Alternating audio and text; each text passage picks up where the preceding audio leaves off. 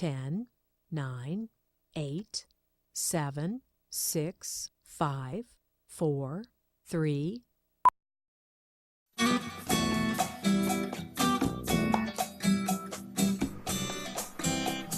This is Diane Andrews in Black and White.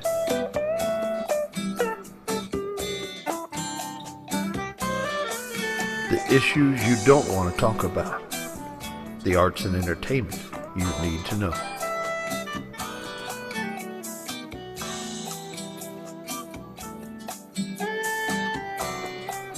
And now here's your host, Diane Andrews. Welcome to Diane Andrews in Black and White, and I'm your host, Diane Andrews. Thank you for tuning in to us, whether you're watching us through your DVR, or whether you're watching us live on TV, or whether you're watching us on YouTube. We appreciate all the YouTube. We've got some people in Australia, Japan, all over who are watching us on YouTube. We appreciate your viewership, and please subscribe to our YouTube channel. We're also on Facebook, LinkedIn, and Instagram. So continue to follow us on social media also.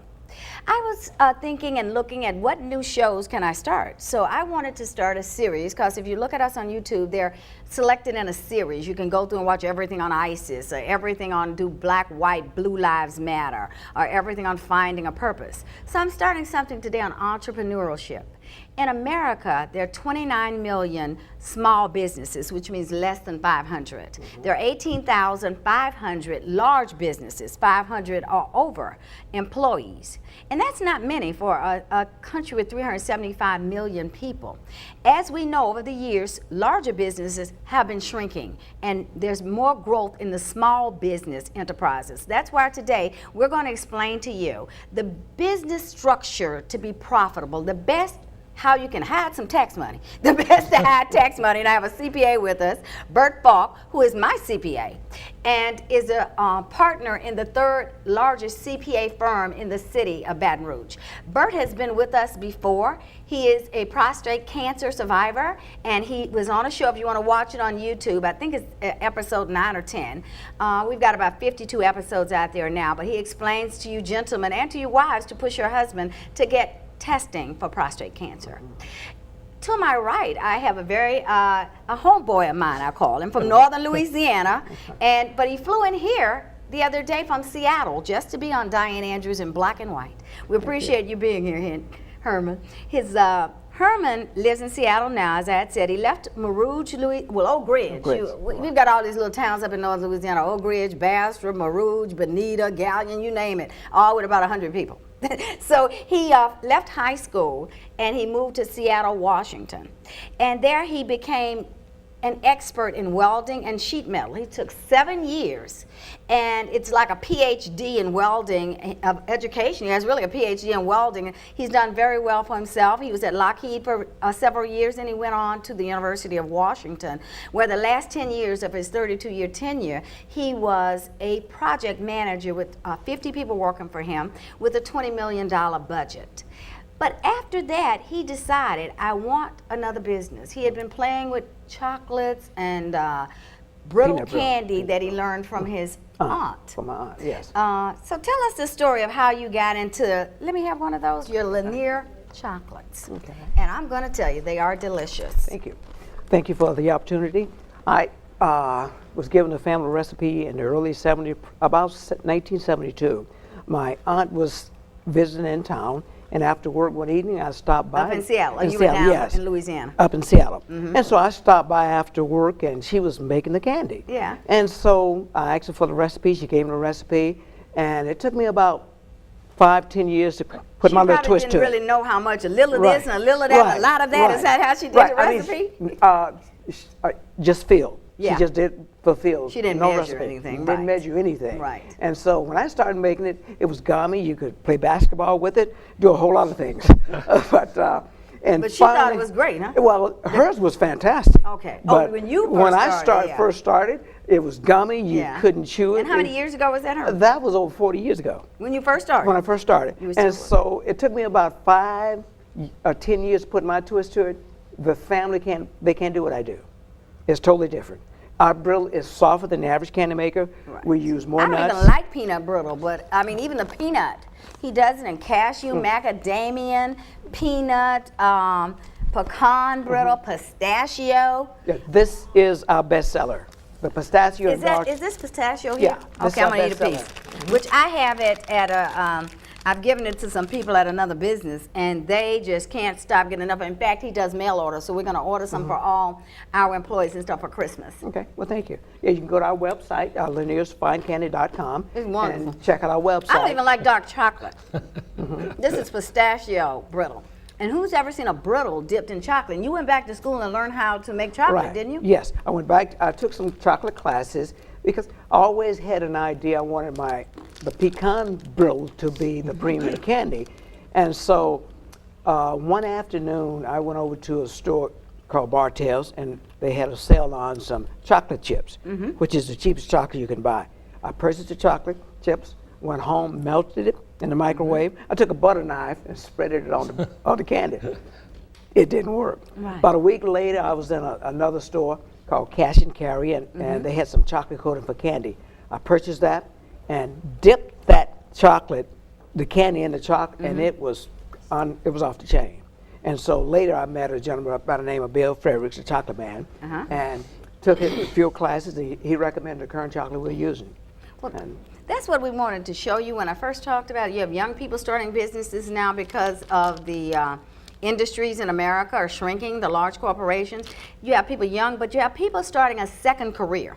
And so I have brought in a CPA, a tax expert, again, the third largest in the city of Baton Rouge, Falk and Winkler, on Jefferson Highway, who is my CPAs, to talk to you all about what's the best for your tax structure. What would be the best for him? Well, what you would recommend is that he form a limited liability company, more exactly. commonly known as an LLC. that's what I have. And in Louisiana, you do that for a number of reasons. One is you bypass the franchise tax Right. that the state assesses on your invested capital if you're an LLC. The other reason is it eliminates the double taxation. You're not taxed as a corporation. All of the income comes to you, and you just pay the income tax at one layer. Right. Additionally, you're able with that to divide your income between salary, earned income, and what's purely profit. And the purely profit element escapes the payroll taxes. So, Right. so you typically do that. Long term, you go with that structure as well, because if at some point in time you want to sell the business, it's just a lot easier to sell assets than to sell stock in a business. Most buyers, not most, really all buyers of a closely held company want to buy the assets because they want no exposure to any liabilities that might exist. That would particularly be the case with food product, Right. where you don't know, some claim may arise years later, and a purchaser just doesn't want to be exposed Yeah, to because that. I've purchased some businesses before, Sure. and the assets. If an employee sues you, you're not responsible for any lawsuits or anybody suing you. You only want to buy the assets of the Assets. company, not Right. the entire company, because you pull in that liability, Right. right? Bert? Now, Now- sole proprietorship, since he's only one person, but in that sole proprietorship, you're liable for all the taxes as a personal individual, right, Bert? That is true. All of the income would flow to him and would be taxable And if it's a on his lawsuit. personal. And if it's a The lawsuit, lawsuit, it yes, comes to yeah. you personally. Right, exactly. Well, not on an LLC. I mean, No, the on the LLC. sole proprietorship, I was Oh, saying. so yes, as to a sole proprietorship, that's right. He would not have the benefit of that shield. That And shield, right, you exactly. take even now with real estate, most people have a separate LLC for I each heard, yeah. for each piece Property, of right? real estate that they own. Is that because From a they're afraid li- they're going to get sued? Yes, by- it's just from a liability point of view. If somebody walks out of the front of your building, slips and hurts themselves, their only recourse would be against that one particular LLC. Right. As long as it has only one piece of property. That's why you don't want three pieces of property in one LLC, because they could go after all three properties. Okay. So one property, very- one LLC. And what about, you're in a partnership, why? You're a law firm, your CPA firm is a partnership. What's the difference? In a partnership, probably the primary difference is that you're liable for the liabilities of the partnership. Now, technically, well, not technically, we are an LLC. Oh, now, are you? Okay. Yes, we are an LLC. We refer to ourselves as a partnership. Right. I think it's just a common trait of service organizations. Partnership represents the ultimate status from a from a you call PowerPoint. yourself partners and somebody's promoted to the partnership. Yes. But it's not a partnership. No, it's not. We are an LLC. And Okay. Were you always an LLC or were you a partnership? No, we were a partnership. And when Louisiana implemented the LLC laws, that's when we converted to an LLC. Most states, all states have Yes. LLC? I've never run a survey, but yes. It's my understanding that all the states have gone to LLCs. Now, is that similar to the old S Corp? Well, there's a difference. The LLC is a state designation, or you comply with state laws to be an LLC. An S corporation is sort of the carryover of old terminology when only corporations could elect to be. The big C. Yes. Like the IBMs, the Xerox, Yeah, the big companies. they could elect to be S corporations. But today, what happens is an LLC can elect to be taxed as a corporation, or as a partnership. As a partnership, it can elect to be an S corporation, which is an IRS designation. It has no legal ramifications relative to state law. It only applies to federal taxation. So it's really about taxes. It's just about It's really taxes. about knowing what structure you need for profitability, but also to shield you from liability. And how can I pay the government less taxes as possible for what I do? That's right. And That's right. that's probably what we're all trying to do. Pay the government as less possible as we can. Because America is the highest tax on corporations in the world. That is my understanding. Yeah, that's what I've been reading. And a lot of businesses have moved offshore, their main headquarters, because to eliminate some of that high liability. I mean, one of Trump's things is, okay, I'm going to bring those corporations back because I'm going to eliminate all that tax that they're paying. But you know, the interesting things is you see the multinational companies moving from state to state. I mean, in order to get more favorable taxation, and that's why Texas now is the headquarters for so many entities, is because number one, they don't have individual income taxes, and secondly, they don't have per se a state corporate tax. So GE is one. They got some taxes levied in Connecticut, I think, where they're headquartered, and they're moving because of those taxes being applied. So while we think of that as a negative thing from an international perspective, we see our corporations moving from state to state all the time to get a more favorable taxation. So yeah, it's negative with the state state income tax and the high corporate tax, and it's positive for that corporation. To me, I think you'd have more growth if you had less taxes. Yes. I guess I'm with Donald Trump on that. I'm with him on a lot of things. I think as I listen to some of my shows and look at what Donald Trump has been saying.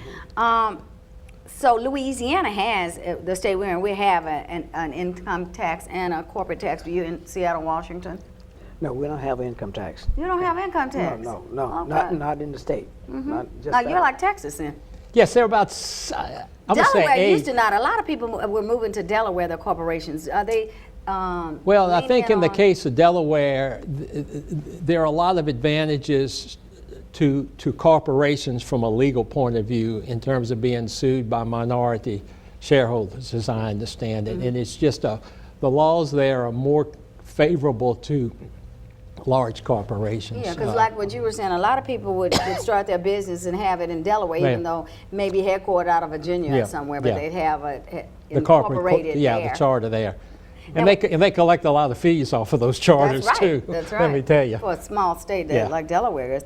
I know when I lived in Connecticut, they had no state income tax, personal state income tax, but they do now. They enacted, I think about 15 years ago. Because a lot of people liked Connecticut because it's a very expensive place to live, but you had no state income tax. Right. So now you have the state income tax, and it's still very expensive to live. And apparently they recently raised it, which was the impetus for GE to relocate. That's why they got out. That's but see, why they're leaving. You do that, and you're going to lose so much. I don't know if they really, politicians really pay attention They don't. to what I'm going to lose if I try to gain this and I lose more. Right. But these are the people we elect. Yes. And that says something about us, doesn't it? Yes. We're going to take a short break and we'll be right back with Diane Andrews in Black and White. Come on back.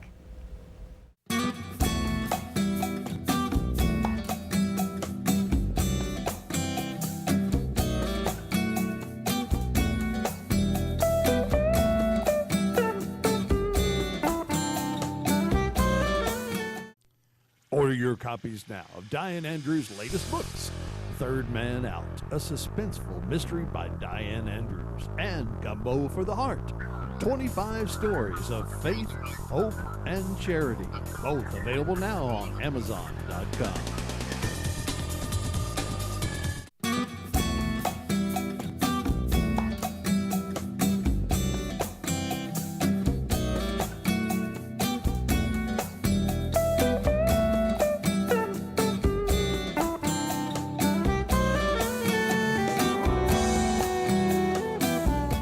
Thanks for coming back to Diane Andrews in Black and White. You'll see that the set has changed a little and one guest has changed. We eliminated the CPA and we brought in Shan Brown, who is a spiritual advisor, who's going to be reading tarot cards for Herman's future, or telling what's going on right now. Maybe something will come up about the profitability of his Lanier candies. Oh, well, I would love to do that. All right. You want me to start now? Yeah, you can just start. Okay.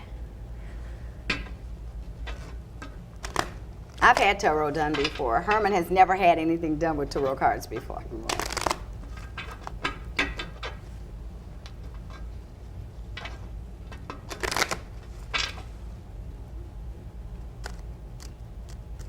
Okay, Herman, you need to shuffle these cards 3 or 4 times. Just mix them up good. You may have some more people. I'm looking at the audience and how they're interested in some, you may can sell some readings today. Okay. Okay. All right, and then take your left hand and cut one big pile from here to here. Okay. And then one more pile from here to there. Can I ask you a question? You need to be concentrating as he does this. You can ask. How did tarot cards come about? Oh my God, I don't know Years if I can do that now. Oh, okay. We'll talk. Okay, I'll ask you after Okay. the show. When is your birthday, day, and month? August 12th. Okay.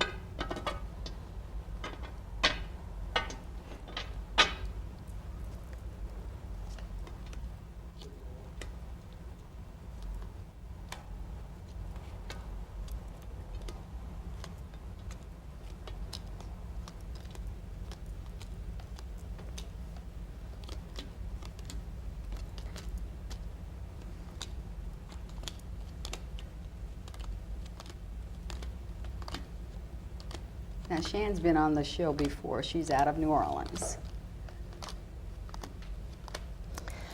Okay, the first thing that I'm seeing here, it says that it's showing me a man who's very business-minded, very in control of his life, and I see some type of a partnership. I don't know if this is a marriage, a business partnership, but I see some type of a partnership coming up for you soon. It's like right on top of you. So I don't know if you're thinking about partnering with somebody else or you're thinking about starting a new marriage or relationship, but that's coming up right on top of you. No partnership. Okay, okay. And do you have a son? Yes. How old is he? My son is 43. Okay, all right. And do you have a grandson? Yes. How old is he? I have 4 grandsons. Is there one like in their teens or Yeah. late 20s? I have one, my youngest grandson is 14, Okay, and my oldest grandson is 24. okay. Might be the 24-year-old. I see you dealing with, it looks like a grandson, possibly in the next 6 weeks. I don't know what this is, but it looks like he could be very close to you or is going to want to be involved in something to do with your life. And I also see travel coming up for you very, very soon. Okay, when is the birthday? Do you know the birthdays of your grandsons? Because I keep seeing young men around you. I know the birthdays of one, the other 3 no. Okay.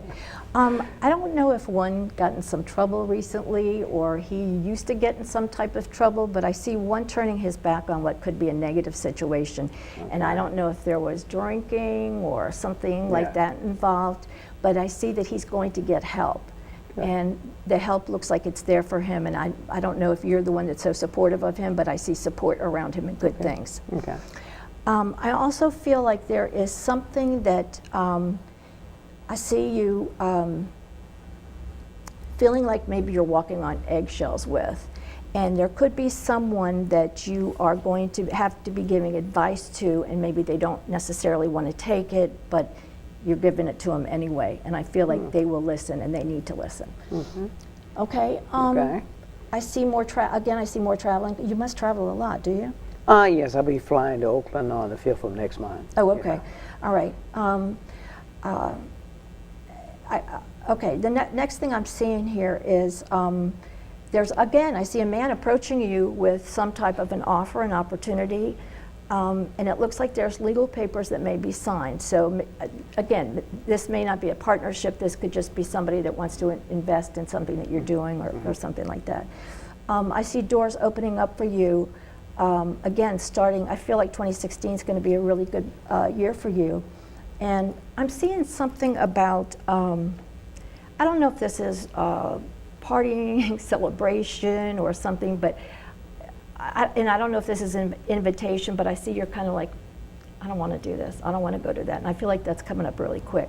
But it says your first instinct is going to be, I don't want to do this, but it's also saying that it could be very lucrative and a very positive thing for you, and to do it. Okay, what kind of questions do you have? How much time do we have? But when is it going to happen? You got 6 more minutes. Okay, what is going to happen? When is these things going to occur? You said pretty soon? Actually, most of the readings that I do for people happen within the next couple of months. Sometimes they take a little bit longer. And then people that I read for a lot tell me, oh, everything you told me just happened in the last 2 weeks. So now I see a couple here, and it looks like they're married. Well, this could be you. Could be a Leo male. And I see a woman, and I don't know if this is a wife or a relative or a friend or a sister, but I see you kind of turning away from this woman a little bit. I don't know if you've had bad feelings or upset feelings with her, but I see some frustration, I see a little bit of heartache, but it looks like you're going to come out on top and something that you're going to claim is a victory. I also feel like there is some confusion, and you're going to have a very big decision to make. It's a choice between two things. It could go here or there, A or B. You're going to make the right decision because the Sun card is right there saying it's going to be cool, it's going to be fine, you're going to do the right thing. All right, thank you. Okay? All right, any specific questions about anything or anybody? No, I don't think so, no. Okay, all right. What about the men, the boys that she mentioned? The boys, anything one of my about- grandsons, he's been in trouble since a teenager. He stays in trouble, 2 of my grandsons. Okay. Yeah, so that's, you're right on target there. Okay, And I okay. tried to be an influence in their life, but the world was more available for them. Tried to bring them on board in my business. They wished to work with me for a while, but it wasn't what they wanted to do. Right. Yeah. So she was right on Yeah, with right on, that. right on about with that. the boy Yeah. grandson. But the relationship, the marriage or something like that, I'm married to my business. That may be what she's Yeah, seeing. yeah. Maybe that's why Yeah. that relationship is right on top of you. Yeah, I have a because- wife at home. I call her Little Lucy. I kiss her good night every night. Okay. That's my chocolate roll machine. Okay, Yeah. okay. Well, maybe that's what it is, because that card of relationship is right on top of you. So, Okay. Yeah. but I still think somebody else is going to approach you with something, and you may not want it. You may not want to be bothered with it, but I see it Any coming. partnerships in mind or anybody? No, think about joining with? no. My goal is to leave a legacy for the family and not partnership. Okay. For my kids. But it could be something with What them, about some of that. what about one of your kids? Could you do Yeah. a partnership with one of them? No. No, you don't think No, so? I don't Okay. think so. With the grandkids, it's possible. It's very possible. Yes. Okay. Yes. When they become distributors, do you sign something? Yes. That may be what Yes, she's saying. Okay. He's going to use distributors to market Yeah, his my candy. oldest daughter going to be a distributor in Atlanta, Georgia. Okay. For our products, and also yes. Okay. Well, this was a man that I saw, but Oh, interesting. What about your Yeah. brother? No. Hank? No, I don't think. No, Hank has his own, his restaurant. Yeah. So he's independent with that. Okay. 2 other partners. Yeah. well, again, this is coming up, so you never Yeah. know. You never know. Yeah. Maybe someone want to buy the business. Who knows? There you go. You wouldn't sell it. No. I don't think you would sell it. Yeah. Yeah. So who knows? All right. Yeah. Any more questions? No.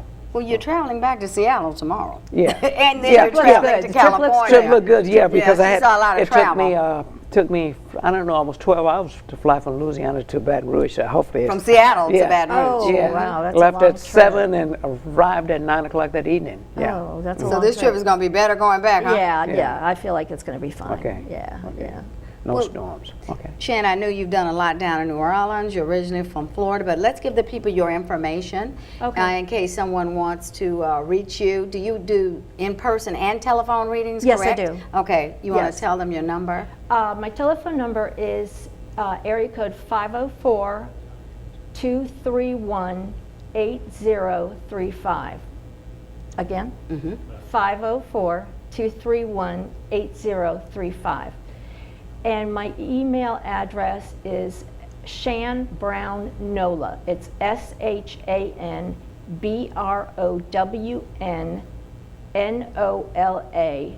@gmail.com.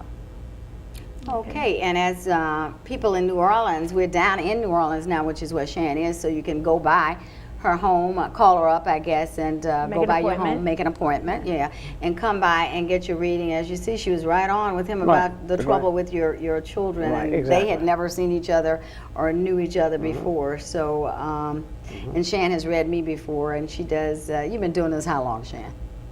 Do I have to say? No, no, you don't have to say. Us women don't like to say because then you can calculate age. 40 years, maybe. Okay, yeah. Okay. But how did you get into this? Just tell. You consider yourself more a spiritual advisor, so Yes. not a psychic, I guess. Or No.